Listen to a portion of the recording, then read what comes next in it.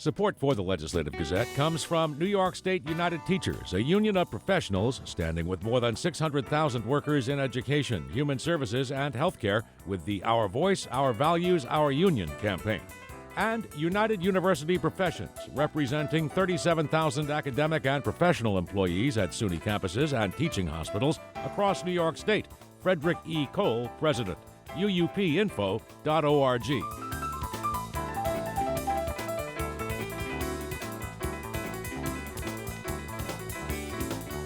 The controversy this year over former Governor Andrew Cuomo's $5 million memoir on how he handled the COVID-19 crisis has also highlighted the weaknesses of the body that's supposed to serve as New York's ethics police. The current governor, Kathy Hochul, is among those demanding changes to the Joint Commission on Public Ethics, or JCOPE. The Legislative Gazette's Karen DeWitt reports. JCOPE was created by Cuomo shortly after he took office a decade ago. It was dominated by his appointments and managed by a succession of close Cuomo allies until he resigned in a sexual harassment scandal in August. Largely viewed as ineffective, it early on earned the moniker J-Joke. The commission declined to look into allegations against, among others, former Cuomo top aide Joe Percoco. Federal prosecutors were not so reticent, and Percoco was convicted and served prison time for bribery and kickback schemes. Investigations into sexual harassment accusations against state lawmakers have languished for years. John Caney, with the government reform group Reinvent Albany, has long advocated for the commission to be restructured. JCOPE, the State Ethics Commission, was completely politicized and undermined by Andrew Cuomo as a deliberate strategy to keep them out of his own hair so he could do what he wanted to, which he did, and to serve as a cudgel to potentially punish political appointments. He says the way the commission has handled Cuomo's $5 million book deal is a case in point. In the summer of 2020, the commission staff signed off on Cuomo's request to write the book. It was about his management of the pandemic during the height of the crisis that spring. As part of the agreement, Cuomo promised to work on it on his own time and without any state resources. Some commissioners appointed by legislative leaders complained at the time that they weren't told of the approval until after it happened. In the months that followed, questions were raised about how the governor wrote the book. State Attorney General Tish James and an assembly committee looking into whether to impeach the governor found documents, including emails and text messages, that showed Cuomo did use his staff to help produce the book, says Caney. Cuomo lied to the Ethics Commission. Cuomo maintains that his aides volunteered to help him on the memoir. Since the former governor left in late August, the commission has done an about-face. Cuomo's successor, Governor Kathy Hochul, has replaced nearly all of Cuomo's appointees on the commission. In November, the commissioners, no longer influenced by the former governor's appointees, voted 12-1 to rescind Cuomo's book deal, saying he misrepresented the arrangement. They gave him 30 days to reapply for permission. When Cuomo did not respond, the commission voted in December to force him to give back his earnings on the deal. On the resolution, I'll call the roll. The resolution asked the Attorney General to collect the money. Motion carries. Cuomo attorney Jim McGuire fought back, calling JCOPE's actions unconstitutional and promising a lengthy court battle. In the end, asking for the $5 million back was yet another misstep for JCOPE. AG James says she can't legally pursue the money because the commission failed to do its homework and first determine specific penalties and fines for Cuomo's alleged violation of the public officer's law. And James says she can't act until JCOPE first tries to collect the money itself. During the fall, Hochul and her staff met with government reform groups, including Caney's Reinvent Albany, as well as reform-minded state legislators, to get ideas for a completely new ethics oversight panel. What I'm going to do is turn it upside down and to challenge the premise that an entity that is created by elected officials with their own appointees should be charged with investigating those individuals should circumstances arise. The whole premise behind it is flawed. Details are expected to be released in Hochul's State of the State speech on January 5th. In Albany, I'm Karen DeWitt.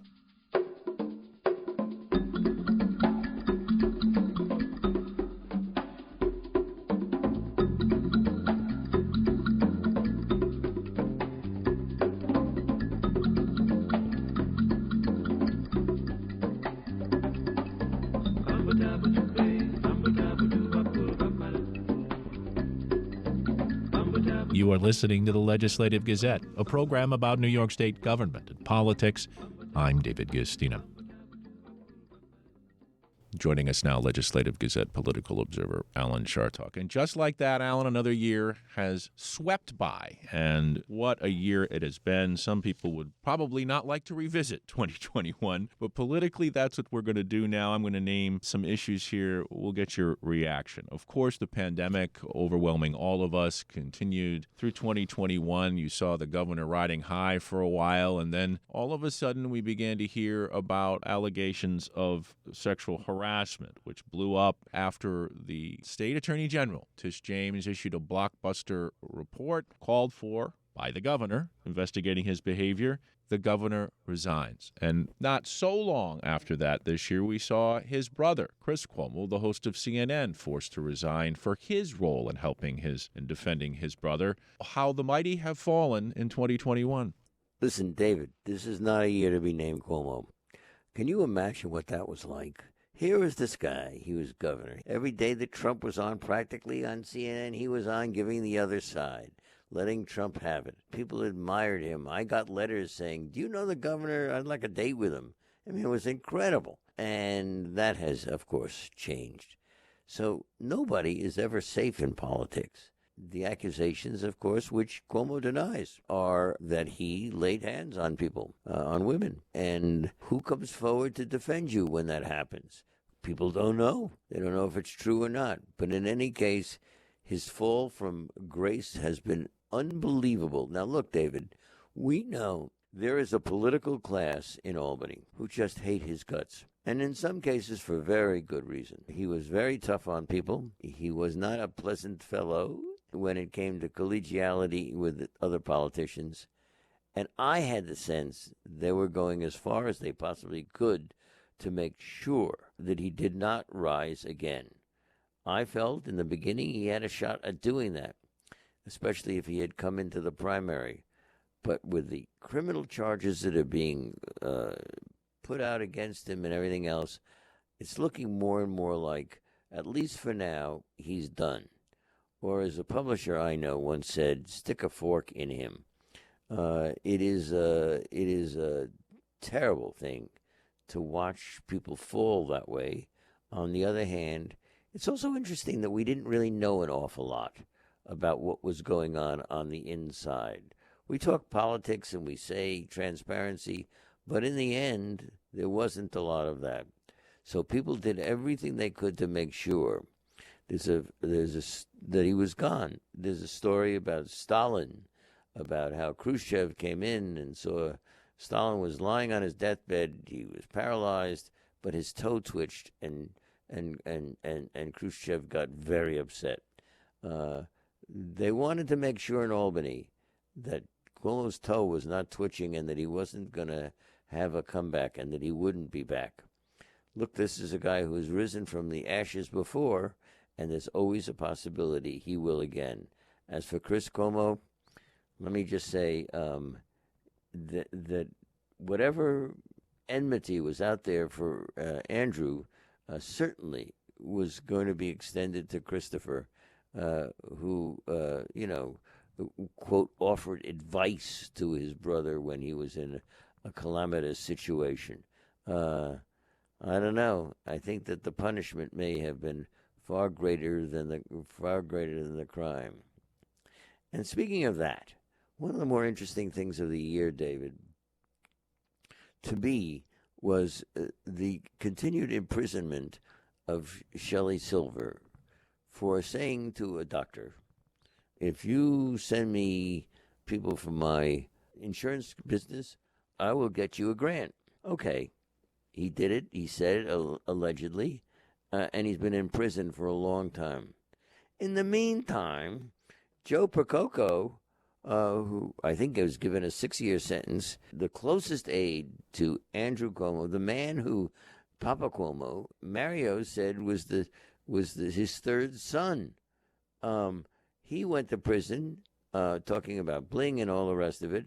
Now he's out. But Sheldon Silver still sits in prison. I'm very interested in that. Just in case anyone Doesn't know, of course, Sheldon Silver, the former Speaker of the New York State Assembly and one of three of the most powerful men in the state at the time. Well, Alan, let's follow this. So the governor resigns. It's not too long after, as we know, the primaries were moved up to June in New York. So people who want to run for governor had to get in well before the end of the year, and that's just what Attorney General Tish James did. So she got into the race, and then not too long after that, she got out, saying there were too many important investigations. She's looking into former President Donald Trump. She wants to stick with the Attorney General's position.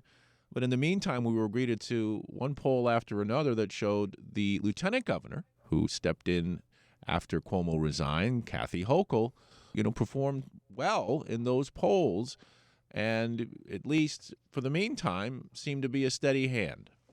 Look, people, when voters were confronted with all of the accusations against Cuomo and everything else, and all of the terrible mixture of animus and everything else that was going on, and they got Kathy Hochul, who I've always said from the very beginning was doing a competent job. Some people got mad at me, said it wasn't enough. No, competent is what she's been doing. And she has proven to be a steady hand, and that's what people want. When the polls were taken, it was clear that Letitia James, was not doing that well, and here she had a choice. Do I want to continue doing the job that I've been getting a lot of accolades for, my job as Attorney General, and I think she's a superb Attorney General, or do I want to be out doing nothing? So she said, okay, time to throw in the life preserver. I'm going to stay as Attorney General, and I think she still has a brilliant career ahead of her.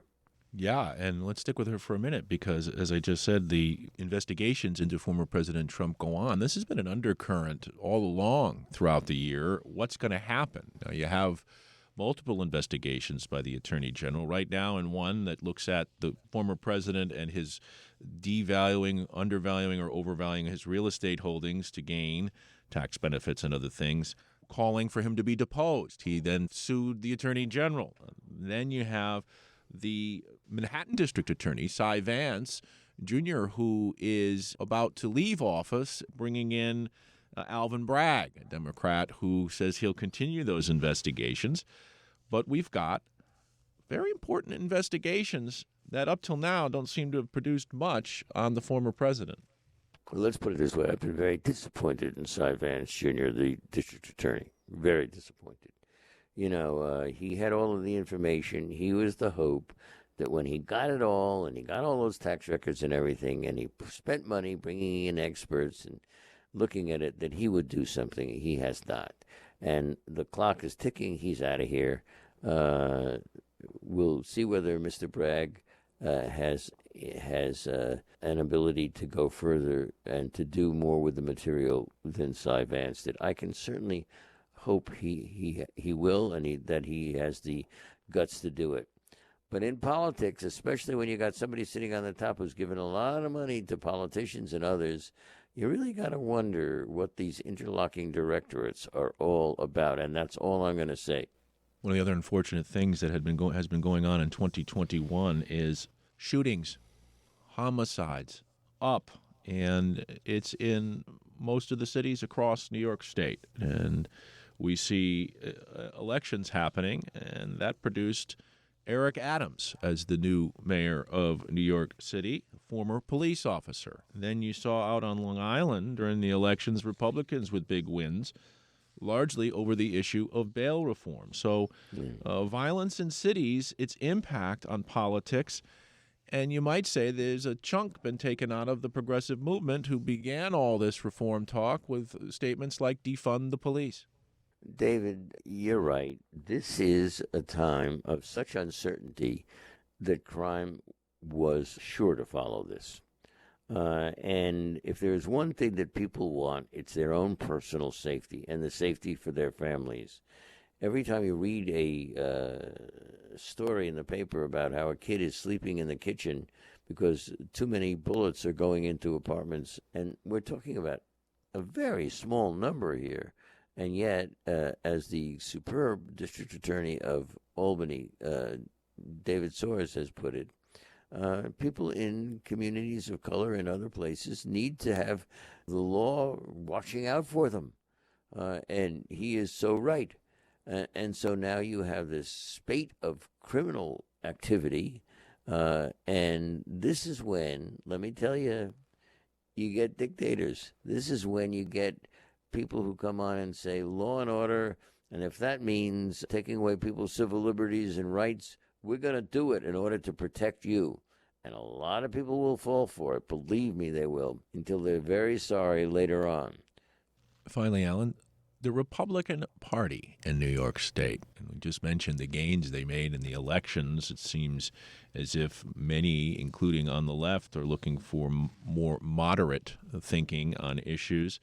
And yet, sitting there as their lead candidate for governor is Representative Lee Zeldin, someone who voted against the certification of Joe Biden as president. There are those people who think, as a result of what you just said, that he is a Trumper.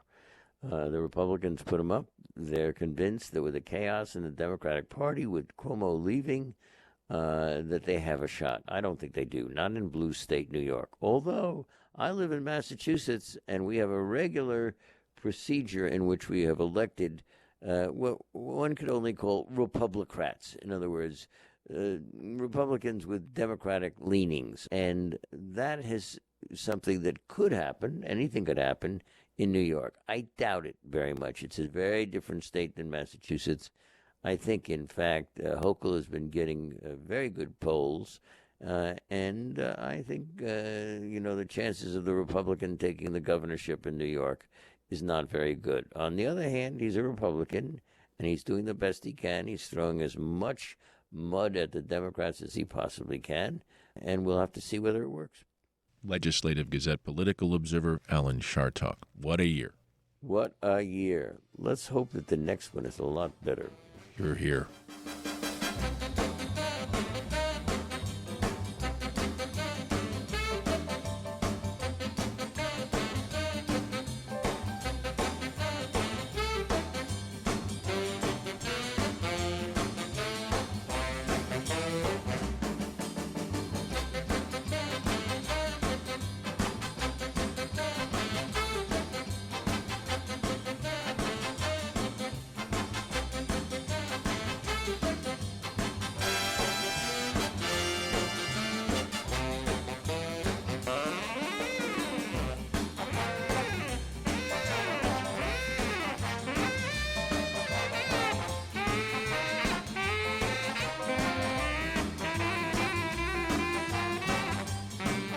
You are listening to the Legislative Gazette, a program about New York State government and politics.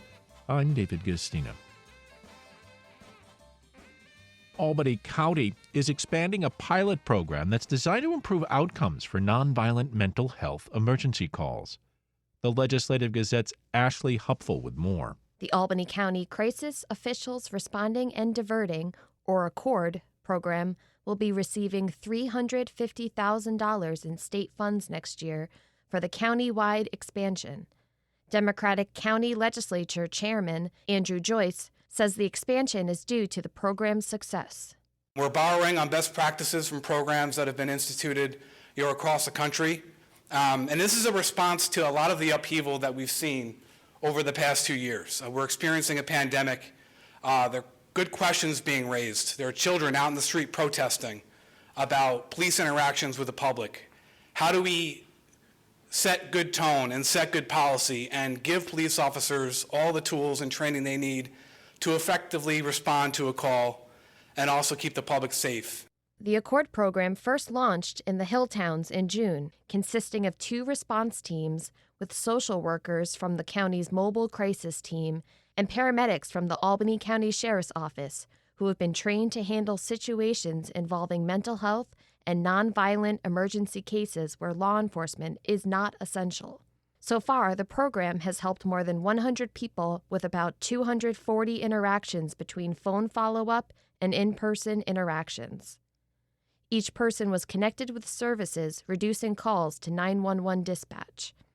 Albany County Executive Dan McCoy says the COVID-19 pandemic has escalated the mental health crisis. Temperaments have changed, and it's harder for law enforcement to do their job and to connect with people in the community that might just be a disturbance over a glass of milk being spilled. And this just gives more resources for the Sheriff's Department, the court, to have someone respond with the deputies in the hill towns, because that's where we started it, and say, hey, de-escalate it, figure out they're not really there because of they need to be arrested, but they might just need a different way, another avenue to solve their issue.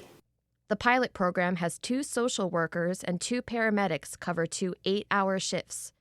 The county anticipates most municipalities will require 3 social workers or other qualified mental health professionals, as well as 2 paramedics. Larger municipalities may require a larger team. Albany County Sheriff Craig Apple says officers not only respond to mental health calls, but also follow up later. Some of our calls, we've had homeless individuals looking to take their life. We've been able to respond, we've been able to talk to them, we've been able to divert them. We've been able to follow up. And that's really what it's about as well. The R and the D is great, responding and diverting. But the follow-up is actually the most important part. Otherwise, that person will regress if they don't continue the counseling or continue the medical treatment, whatever the case may be. Reporting from Albany, I'm Ashley Hupful.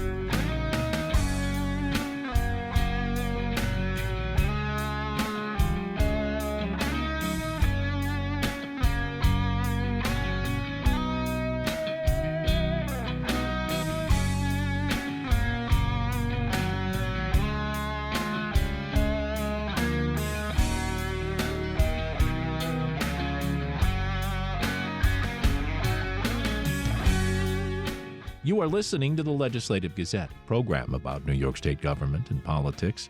I'm David Gustina. As communities across the state this year decide whether to opt out of selling recreational marijuana, the Schenectady City Council recently reversed a preliminary vote to opt out of cannabis sales. The Legislative Gazette's Lucas Willard explains. Municipalities in New York have the option to opt out before a December 31st state deadline, but can opt back in at any time. So far, more than 400 localities have opted out. Last week, the Schenectady City Council's Government Operations Committee advanced a measure to opt out of hosting recreational marijuana dispensaries and lounges. Democratic Mayor Gary McCarthy disagreed with the committee's decision. He spoke with WAMC last week. Would have preferred the council not go down that path, but again, we'll just see how it plays out. Monday night, the council voted 3-2 against a resolution to opt out, introduced by Democratic City Councilor Marion Porterfield. Opting out doesn't mean never. It means we're going to take the time to look at this, to make sure we've done it well, we've done it right, we've heard from the public, and we can move forward and do this in a way that's beneficial by revenue and social impact to all citizens of the city of Schenectady. If successful, the decision to opt out would have been reviewed by the council within 90 days. Outgoing Democratic City Councilor Karen Zalewski voted against the opt-out legislation. I do not want Schenectady to miss out on any opportunity to help bring more business to the city, more redevelopment, and more revenue. I do not have the faith in the incoming city council that it will be addressed in the beginning of next year. And we can't lose this time. Members of the public also offered their opinions on Monday night's resolution.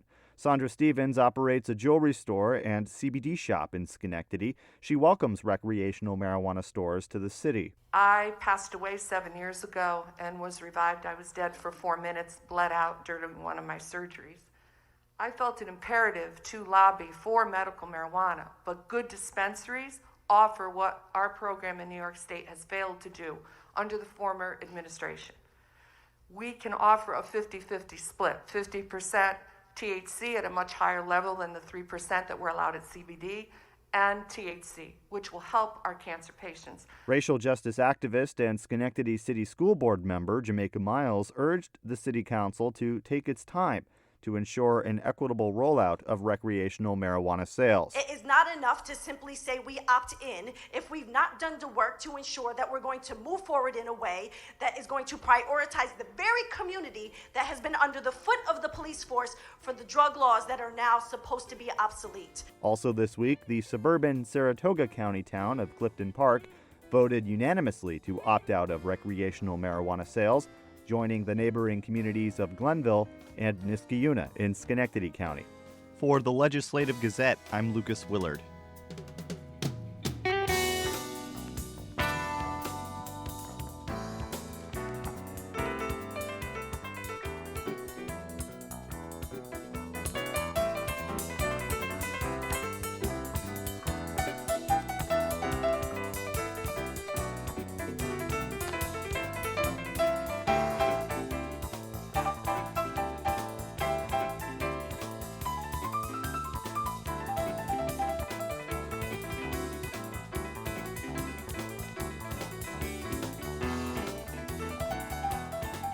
And that about does it for this week's show. We had help from the New York State Public Radio Network. For copies, call 1-800-323-9262. That's 1-800-323-9262. Ask for program number 2153. Or just listen or podcast on the web at WAMC.org. And join us again next week at this same time for more news on New York State government and politics. For the Legislative Gazette, I'm David Gustina.